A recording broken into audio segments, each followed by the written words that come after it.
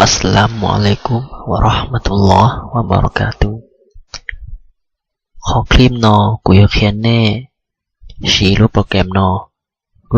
นอชีเท่าแน่อยากขอลง Windows เชียเห็นได้จิมันเรียน driver วิเหตุโน้ตบุ๊กที่ PC แต่ละเครื่องมานี่จุมันเรียน driver หยอก Samsung มานี่จุมันเรียน driver Toshiba นี่มันเรียน driver ASUS นี่มันเรียน driver นอกูยกตัวอย่างเจ้าเนมมองเสียที่แต่ละเครื่องนี่มันเรียนหมายเลขนี่มันเรียน driver หยอกแต่ชีย้อนเนี่ยจิมันเรียน driver เนี่ยจิมันเรียน driver ล้อเนาะเจเนี่ยชีรูปโปรแกรมเราเตานะรูปโปรแกรมเราสามารถลง driver ไว้ทุกเครื่อง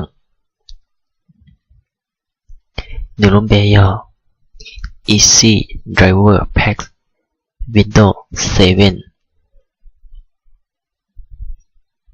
นิวชีเตาเฉพาะ Windows 7 ซื้อเดี๋ยวชีขอชาเฮานอ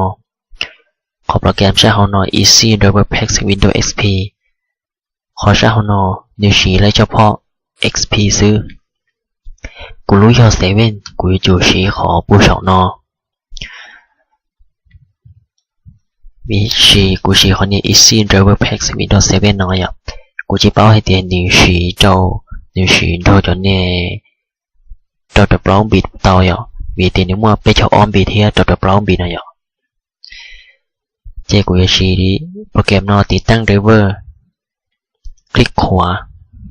open ที่สองมัน extract เนาะแต่ยังเราจะ close ไม่ต้องไปสนใจ close มีโฟลเดอร์ยาวเราจะคลิกเข้าไปจะแต่ละอย่างเนาะอย่างนี้มันเดี๋ยวคนนอนนะจีซ่อมมันเดี๋ยว all folder สีด้านเนาะนะมุกเกี่ยวกับผู้เขาการเนาะนะ WANDRV เนาะนะ double click กันนะจะนี่ว่าเติมไฟล์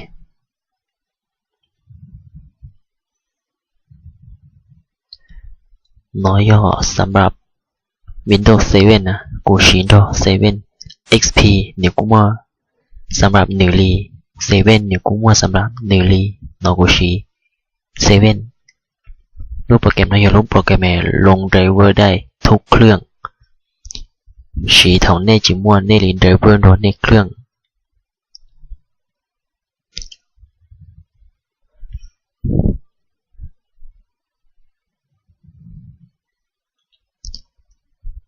ถ้าอีมาจิมวนไดรเวอร์มาอยู่จุมุนเชียร์โหลดโดยอินเทอร์เน็ตเทียร์โหลดนิลินไดรเวอร์โดยนิลินบริษัทเดียเชียแต่ตั้งแต่เท่ากูมัวแค่โปรแกรมนรอเจกูนี่หรอจีสนใจลีนิลินเบฮิวอีซีไดรเวอร์แพ็กส์ออผ่าเก่านิลินเวอร์ชันย่อจีจุดจุดเราจุด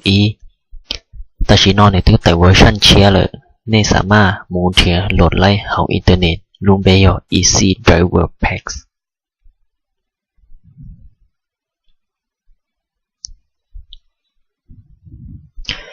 ขอนอนหรือเตยนี่รอจีซอสนใจยก close โปรเจกต์กูเตาแต่ชียกเจนในย้อนหนึ่งกูเตา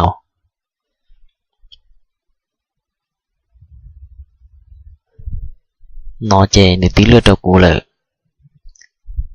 ให้เตียกูชัว driver RG นอยนอนี่คลิกจอกูเตียชัว driver display นะกัดจอ driver กัดจอ driver HDC driver นี่คลิกจอกูเตียกดลงจอเอียนเนาะย้อนแน่อยู่คนลง Windows เชี่ยอย่างนี้คลิกตันทอย้อนแน่จะแน่จุคลิกตันทอมาแต่ชีนอกูเลือกเอียนนอซื้อย้อนแน่สาวเนาะเนี่ยก็มุคลิกเอาขอที่กูคลิกคนใดแต่เจเนี่ยมุขอฉันเนาะขอที่เปสมูรอขอบรรทัดที่extract and install driver extract and install driver แต่ละเนาะจีโซสนใจกากบาทแต่ละเนาะจีโซสนใจเทียกากบาทกูลงเฉพาะ อีออเปเปล่าจีเสื้อขอนี่กูกาถูกเนาะกูลงจีขอไดเวอร์เสื้อกูกาถูกเนาะเจนอนนี่จีทัดจีนะจีทัดจี extract driver pack เนาะต่อ extract audio เนาะ extract การ์ดdriver เสียง driver เสียงเฮียไม่นี่ต่อ extract นี่ต่อติดตั้ง driver จะอยู่จิตทางมูลนิธิดาวน์โหลด driver เฮาในบริษัทเสียเวลาชีโปรแกรมเนาะซาจุจั่วนี่ติดตั้ง driver จะอยู่โฮชีเรียบร้อยแต่ชีขอยงนี่อยู่จูชีนี่รีเดเวอร์ที่เดียวแต่ชีหน่อยอีทางเลือกตรงนี้รูปโปรแกรมหน่อยอีทางเลือกตรงนี้我呢ชีเตาเฮียนี่ชีเตาไว้รงเฮงเวลาเท่าตัวนี้คอมพิวเตอร์ก็กู้เองเนี่ยมุนเชียนี่เดเวอร์จีเตาเนี่ยสามารถชีรูปโปรแกรมเนาะลงเดเวอร์เจ้าแน่หัวเท่าแน่จิมวันเดเวอร์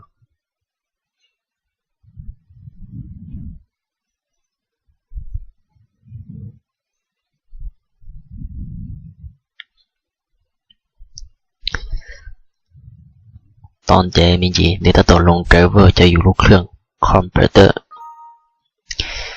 แน่หนีลงตาเลยเจนอยู่ให้เดียว driver install is finished ลงไดเวอร์ตาเจ้าอยู่ตาเลย some driver need to reboot ในเดียเต้ตัวไดเวอร์หรือต้องการก็อยู่ restart อยู่ที่เครื่องไงย้อนให้กด yes เจหรือ restart ตาเจย้อนให้ลง Windows ตาเจหรือหน้าจอล้อเต้โฟลเดอร์นล้อเจย้อนให้ restart เจเน่ลงโปรแกรมเราตาลงเดเวอร์ตาเจเน่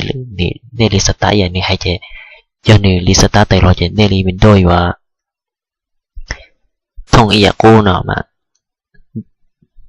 ดีเต้โปรแกรมยิ่งเยี่ยมหัวยิ่งยงเอียนอวีให้เตียอยู่ลงเดเวอร์ตาเลยเจขอนอเน่จู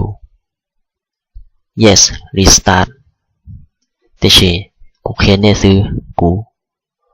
เน่จู yes restart ในที่รีในจอไดเวอร์วันในติดตั้งที่สมบูรณ์แต่เชนอกู no วีให้เตียกูเขียนเน่ซื้อนอกูอยู่อีรูปโปรแกรมออกอยู่ชีถอยอยู่จิมวันเดเวอร์โหลดลงอยู่รูปโน้ตบุ๊กเลยPC ย่อจนจงเดี๋ยวมั่วขออีขอย่อสำหรับ7อีขอย่อสำหรับ XP ยงมูลเชียโหลดห้องอินเทอร์เน็ตไลน์Easy Driver Packs โปรแกรมเนาะยงเกินเก่าจำเป็นเกินเก่าถอยอยู่จิมวันเดเวอร์เนี่ยสามารถลงเดเวอร์ตันทอจะอยู่เครื่องอยู่จิตทามูลเชียดาวน์โหลดคอตือรี